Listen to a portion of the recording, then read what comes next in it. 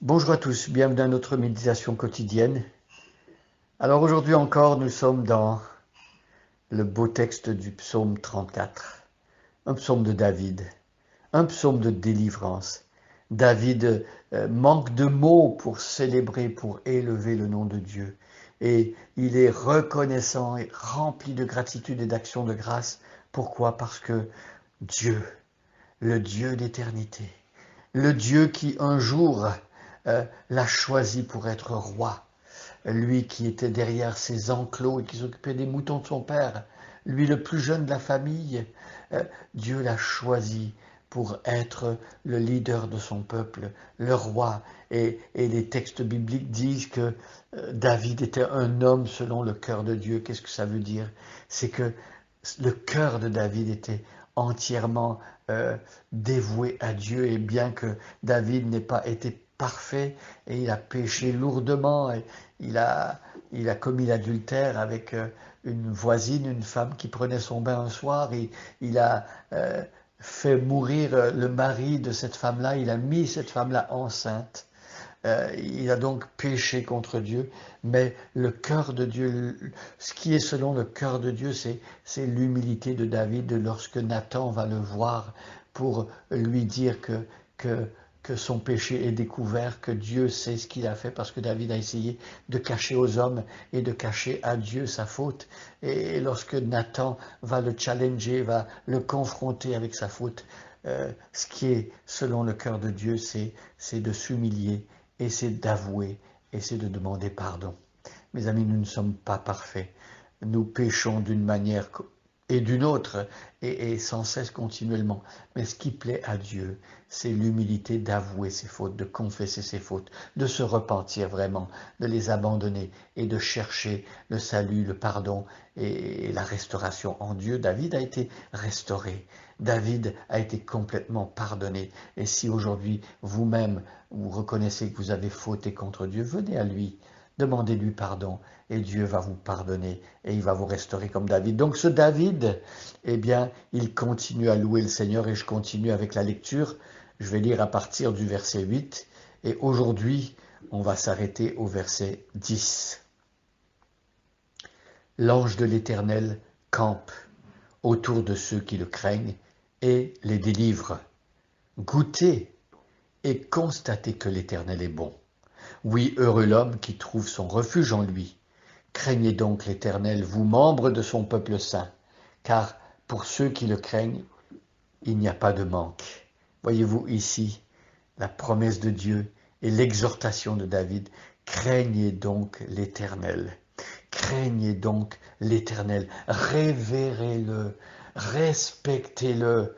Euh, euh, Dites-lui à quel point son autorité est importante dans votre vie, à quel point vous désirez lui plaire et à quel point vous voulez ne jamais lui déplaire. Et pour cela, on a besoin de sa force, évidemment. On a besoin de son intervention. On a besoin de son salut. Il faut qu'il agisse dans notre cœur, qu'il nous donne un cœur nouveau, un cœur qui apprend à le craindre. Mais l'exhortation tient pour nous. Craignez donc l'Éternel. Combien de temps avons-nous été des personnes qui ne respectaient pas Dieu, des personnes qui bravaient les interdits, qui levaient les poings au ciel contre Dieu, des personnes qui n'en faisaient qu'à leur propre tête, aucun désir de plaire à Dieu. Et ces temps-là ont duré assez longtemps dans nos vies. Maintenant, nous voulons prendre à cœur l'exhortation du roi David et craindre l'Éternel, le respecter. Le Dieu de l'univers mérite de notre part que nous le respections, que nous le révérions. Craignez donc l'Éternel, vous membres de son peuple saint. Qui donc est capable à la possibilité de respecter Dieu? Eh bien, ce sont ceux qui sont membres de son peuple saint, ceux que Dieu s'est acquis en mourant sur la croix pour leurs péchés. Dieu a fait de ces pécheurs qui ne craignaient pas Dieu, il a fait d'eux les membres de son peuple saint. Que veut dire être membre d'un peuple saint? Ça veut dire appartenir à Dieu, ça veut dire que Dieu nous a choisis pour nous mettre à part. il nous a consacrés à lui. À partir du moment qu'un objet, une personne, quoi que ce soit, est associé à la personne de Dieu, cette chose devient sainte. La sainteté n'est rien d'autre que le fait d'être associé à celui qui est le saint par excellence, le tout autre, celui qui est pur et parfait en lui-même. Et si nous sommes unis à lui, nous devenons donc, pour ainsi donc, son peuple saint, sa propriété privée, son trésor personnel. Craignez donc l'Éternel, vous membres de son peuple saint. Si aujourd'hui vous faites partie de son peuple saint, eh bien demandez à Dieu qu'il vous apprenne à le respecter et à le révérer. Ce sont des attitudes et des choses qui peuvent s'apprendre. Naturellement, nous ne sommes pas des personnes qui craignons Dieu. Nous sommes des personnes qui faisons fi de l'autorité de Dieu. Nous sommes des rebelles par nature.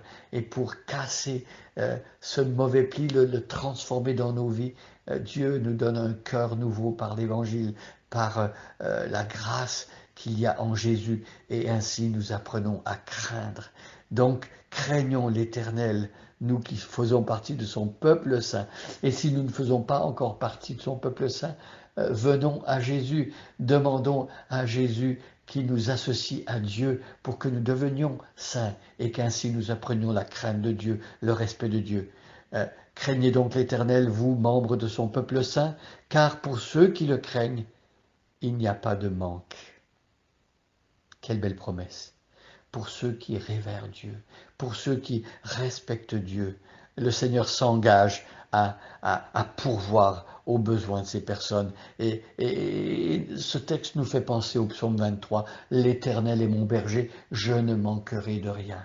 Donc, il n'y a pas de manque. Il n'y aura pas de manque devant Dieu pour ceux qui craignent Dieu. Il n'y aura pas de manque de grâce. Il n'y aura pas de manque de pardon. Il n'y aura pas de manque de sainteté.